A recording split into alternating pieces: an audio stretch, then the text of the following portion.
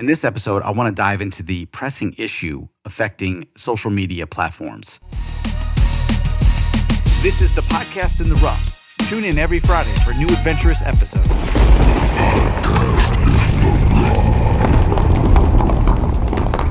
Welcome back to the Podcast in the Rough. I'm your host, Zebulon Thomas, and this is episode 169. Today, I'm going to be talking about the surge of explicit content on Instagram and TikTok. So I want to dive into the pressing issue affecting social media platforms, the noticeable increase in nudity, adult content, and violent imagery on Instagram and TikTok. Today, I'm going to explore the reasons behind this surge, AI-generated fake model accounts, and the algorithm that seems to be favoring such content. So if you're getting solicited and promoted content in this category, or you've noticed a increase in what the algorithm is presenting on social media across these platforms in general, then definitely tune into this episode because this is something that I've been, highly aware of for a long time. And it's something that upsets me because I feel that something needs to be done. And I wanted to explore this and do some research.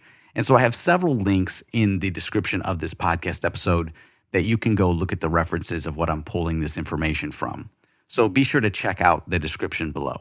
Let's talk about the rise of explicit content on social media. In recent years, users have reported a significant increase in the visibility of explicit content on platforms like Instagram and TikTok. I myself have seen this as well. And I've even experimented with a few things with creating other social media accounts and trying to train the algorithm deliberately instead of having it suggest to me. Every time it suggests to me anything, I specifically pick one thing that I like. For instance, I have a cigar account where I follow only cigar enthusiasts and anything that has to do with cigars, except cigars that are paired with sexual content. So I've been training my algorithm on several different accounts to feed me only what I want. I have another account that is strictly being tested for just video game content. And even in the video game content, they will then find ways to solicit sexual content to you or explicit content to you in the video game world. And they find ways to pair it with video games, pair it with cigars. It's very easy to do. You just have to train the algorithm by clicking, not interested, and eventually it'll start to filter that out, but it still comes through. And that is why I'm making this episode. Because even though I've turned off all these features and I've told the Instagram what I do like and what I don't like, it still finds a way to show me this.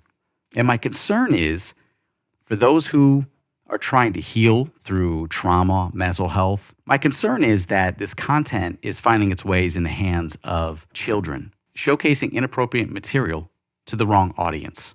In my investigation, I have pulled a bunch of different articles together, and again, I reference this inside the description of this episode. In my research, I have found that Instagram's algorithm has at times recommended sexually explicit videos to users as young as 13. This report comes from the New York Post. Similarly, TikTok's algorithm has also faced criticism for promoting inappropriate content to minors, raising serious concerns about online safety for children. Now I want to talk about AI-generated fake model accounts. A concerning trend contributing to the surge of explicit content is the rise of AI-generated influencers. This virtual persona, often utilizing deepfake technology to create hyper-realistic images and videos, sometime without the consent of the individuals whose likenesses are used. This phenomenon, termed the AI pimping industry, has led to the flooding of platforms like Instagram with AI-generated influencers who monetize their account by directing users to adult subscription sites. I saw a video in detail about an AI model.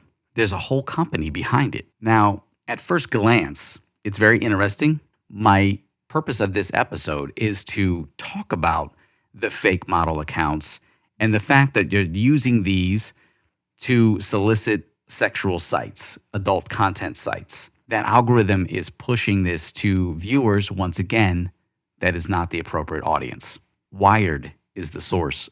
Now let's talk about the algorithm and the amplifications of this content, why certain content gets more views than others. The algorithms governing content distribution on social media platforms are designed to maximize user engagement. Content that elicits strong emotional reactions, such as sexual, suggestive, or violent material, tend to generate higher engagement metrics. That's disturbing to me. And I know it's feeding off of the people as well, but I really want to challenge this and say, are we really feeding into it? Are we being solicited to enough where it's grabbing our attention so fast that we kind of find our way in this loophole and we dive into the wormhole of the social media in this algorithm and suggestive content, and we find ourselves in a, where'd we go? What happened here? And as a result, these algorithms may inadvertently promote such content more frequently. Again, we happen to find ourselves caught up in a wormhole and we don't even know how we got here. And we're 5 clicks away from being completely solicited to everything. As if like, whoa, I didn't mean to open this door. So for instance, studies have shown that TikTok's algorithm can rapidly serve explicit content to users, exploiting vulnerabilities, especially among younger audiences.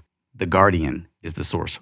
Let's talk about the impact on female content creators. Accounts featuring women particularly, these showcasing suggestive content often receive more views and engagement. I think there should be a dedicated place, and you're going to say there's adult sites, yes. No, I think we need to find a new system. There should be a place specifically where all of these adult content and adult material can be placed to keep social media and the internet safe for the youth. Why don't we just have, like we have the .com, the .net, we have a .whatever, right, for just adult content, meaning that all sites containing adult material or adult material advertisement must go on the .something. And that's where they're registered. They're not allowed to have that content on a .com, .org, or whatever the other ones are, .net, all that. I think that would definitely keep the internet shifted, and that would be more control, and it would have ability to have better filters so that youth don't fall into these traps and see content that they shouldn't see. Definitely not showing the stuff that I have seen or my friends have seen or what I've heard that other people have seen that their kids have talked about. And it's like, that blows my mind. It's like, why is this being shown?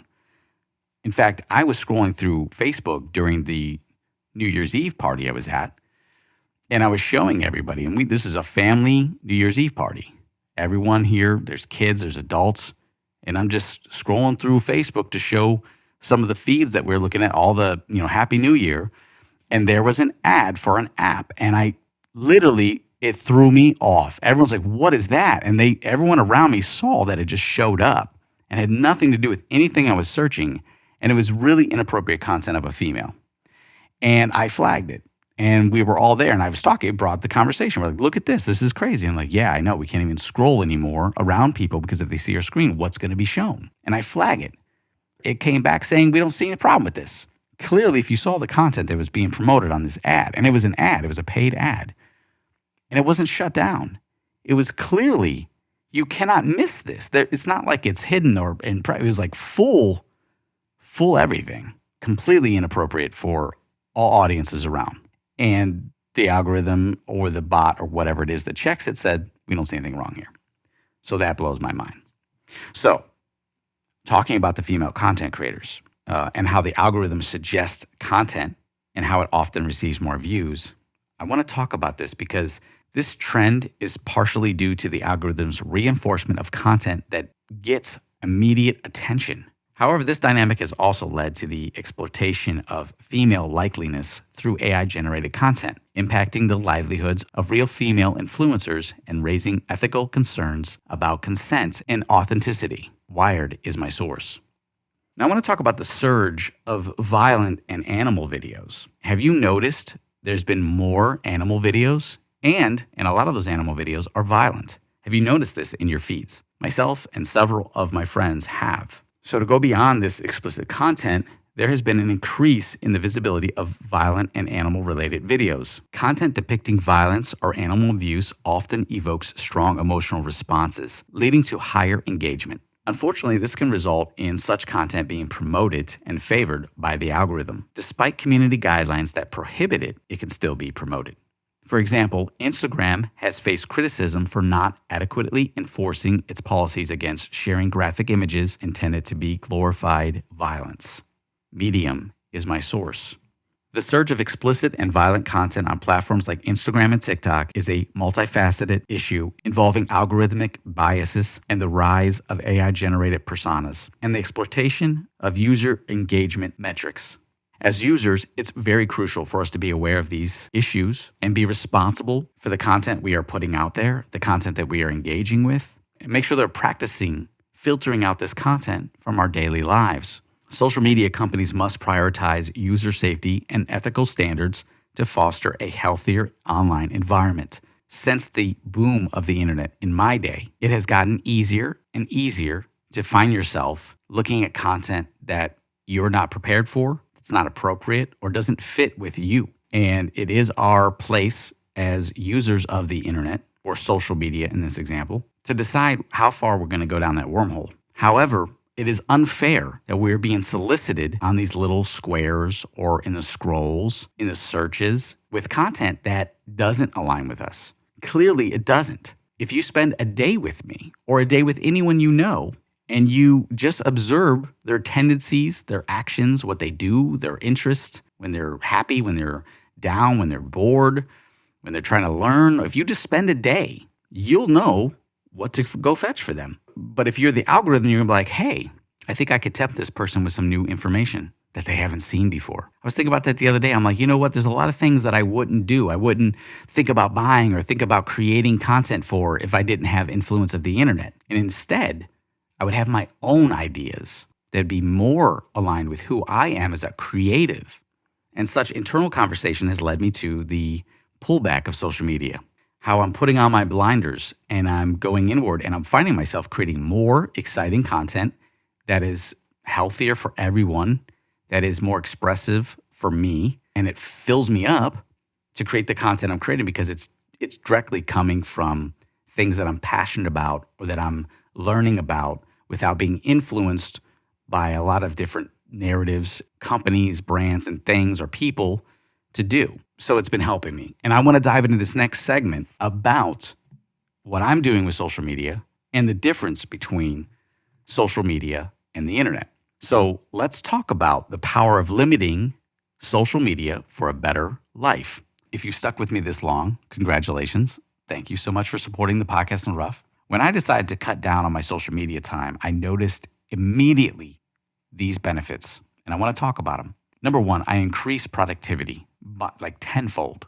With less time spent on scrolling, I found myself more focused on projects that matter to me, like this podcast, my film company, and a lot of other passion projects I'm working on, including my photography business. Like literally, I was able to have all this extra time. And one day I just got so frustrated with social media that I said, let me put a limit. And I noticed you could put a limit on, especially Instagram. And it does get annoying because you're like, wait a minute, I blew through 20 minutes already? Like, that's crazy. But I do limit myself. I limit myself to no more than 30 minutes a day, but I've cut down to 15 minutes a day. That's throughout the whole day. So I limit, and I only go to who I want to see. So you really cut out, at least it has for me, the senseless scrolling. I'm not scrolling anymore. I went through and I unfollowed all the things that I think were just not really fitting with me, interesting to me right now. And I narrowed it down to a select few accounts on Instagram, TikTok, and Facebook that I really want to engage in. And so I'll go and I'll be able to, one, see their stories and reels right away. Yes, there's a bunch of ads and promotions still, but I'll usually go right to them and check out what they've posted. And that really saves me a lot of time and I get caught up, so I'm not missing out. I've also felt the improvement of my mental health. Limiting my exposure to the constant stream of content has helped me reduce my anxiety, my feelings of overwhelm, being uneasy, and really allowed me to have a clearer state of mind. So I definitely recommend you trying this for at least 30 days and seeing what it does for you. I actually recommend putting social media down completely for 30 days, and you're probably like, oh my gosh, I can't do that. Listen, my business does interact with social media. I can't say it relies on it, but it does interact and it does help my business get exposure. Like if you're a content creator or a business, it'll do the same. If you're a user and you're not on social media for any type of business, you can definitely do this. Put it down. But if you're not, there's ways you can still operate your content and get involved. I've also gained more time for learning and personal growth. So I've been able to focus on my exercise, picking up some books and reading. I've, involved myself in some master classes, and I'm learning, and I'm really just feeding my mind very positive stuff, and especially had more time for family. So that's been exciting. And taking time outside, like, don't forget you have this life, right? You have activities that are going on in your real world that you're missing out on by sticking your face in this phone. I also felt like my eyesight has been a lot better. My eyes have been less strained. So that's a lot there. Also, my neck is not hurting as much. It's not as stiff because I'm not, stuck in this stagnant state looking down or looking at my phone all the time. So something to think about. So how much time could you reclaim? Consider this. The average person spends about 2 to 3 hours a day on social media. If you can cut that down to just 30 minutes, you'd be reclaiming over 1.5 hours daily. That's over 10 hours a week. Imagine what you could do with that time. You could learn new skills or hobbies, spend quality time with family and friends. You can exercise more or engage in outdoor activities. You can reflect, meditate, or simply just enjoy some peace and quiet. So this section I titled Social Media, the Internet's Trash Bin. Do you agree or disagree with that? There's a distinction to be made here between the internet and social media platforms. The internet is a vast open network with endless resources, educational websites, online courses, digital libraries, and much more. Social media platforms are specific online platforms like Instagram, TikTok, and Facebook are designed for sharing personal content, often driven by algorithms that prioritize engagement over quality. Social media is a subset of the internet, but it doesn't define it. By stepping away from social media, you can explore the broader, more meaningful corners of the internet. I want to remind you that life is happening right now, outside of your screen. By limiting social media, you're giving yourself the chance to engage more deeply with the world around you. Trust me, the quality of your life can significantly improve when you aren't constantly checking for the next like, comment, or viral post. When you're not caught up in other people's lives or their highlight reels. I want to challenge you to take 30 days and limit that social media to 15, 30 minutes a day. And if you don't have a business or a brand or you're not a content creator that requires you to be on social media, then put it down for 30 days. Doesn't mean you can't search for things like recipes and things you need on Google or whatever, but that's the internet. I'm talking social media. Watch how much your life changes. It's the same as when I stepped away from the news. Before social media, it was like, dude, the news is too much, turn it off. And life got better. But now this thing called social media happens, and now you got the news and you got social media. It might be stressing you out. Something to think about. So to wrap up this episode, if you're feeling overwhelmed by social media, consider setting some boundaries. Start with a small goal, maybe just 30 minutes a day, and see how it feels. You might be surprised on how much more time and energy you have for the things that truly matter to you in your life. And I want to thank you again for staying with me all the way through on this episode. It really shows your support and commitment to the Podcast on the Rough, and allows me and encourages me to do more episodes like this and to keep going. I took a short little break. It's been a while, and I'm happy to be back, and I'm going to be doing some more stuff. But sometimes you need that break, and I've talked about this several times in several episodes. If you're a podcaster creating content, or if you're just enjoying this, you need a break from even the things you enjoy. But you need to take a break and step away so you can refresh, come back, and really make it better. And I felt that I needed to take a break from my podcast, and it was the perfect time to do it. With all the stuff going on and the season, I was like, this is a great time to do it. I want to thank you for staying with me on this extended segment. Remember, it's not about cutting out social media entirely. If you'd like to try it, I highly recommend it. But if you're not going to cut it out, start to use it in a way that serves you, not the other way around. Don't let the algorithm push content onto you that is inappropriate or doesn't fit with your life or your lifestyle or your intent. And by all means, we have to, as adults, be more mindful of the content we're putting out there. We have to push back and protect the content that's actually being shown, that's good content, and push back on the bad content that is being promoted and solicited to the youth and to an audience that it's inappropriate for. Be mindful of that. I'd love your feedback. Comment below, and let's talk about it. You can always catch more episodes by visiting www.thepodcastontherough.com. Until next time, take care and stay proactive in your approach to social media. I'll talk to you next time. Thank you for tuning in for another great episode of The Podcast on the Rough.